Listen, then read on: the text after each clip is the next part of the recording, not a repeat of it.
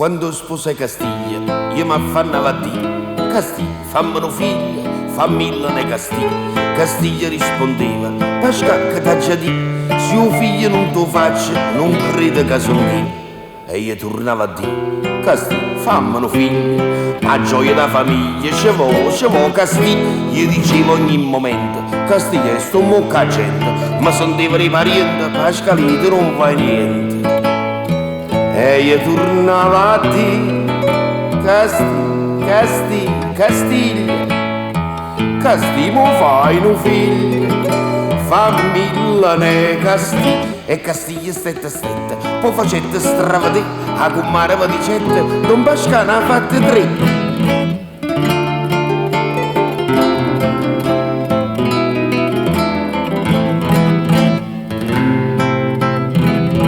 Dal giorno che Castiglia facette 3 bebè, ognuno da famiglia correva per vedere. A gente che guardava diceva: oh mamma, chi sta su 3 scignone che l'hai fatta fare?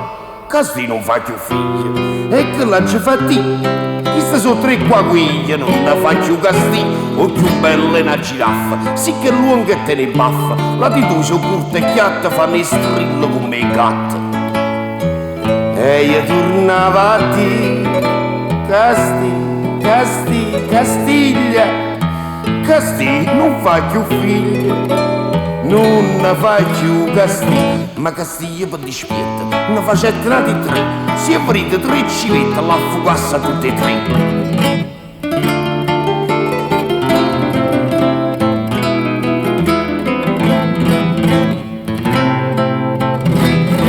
Ed ora che Castiglia m'ha fatto un bel bebè, ognuno da famiglia lo guarda e guarda a me.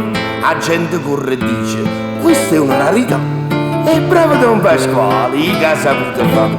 Castiglia fa 1000 figli, si fa quel che si può, perché ci abbiamo un giglio, una rosa te ce l'ho. Ma c'è qualche maldicente che m'ha detto allegramente: Don Pasquale, ma non vi pare che assomiglio tabaccaro? Che dite, Don Cicci?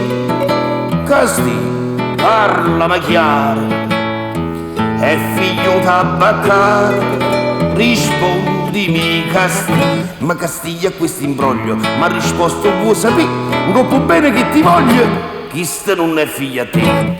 Ma come mo dice così? Castiglia, ma proprio con tabaccaro?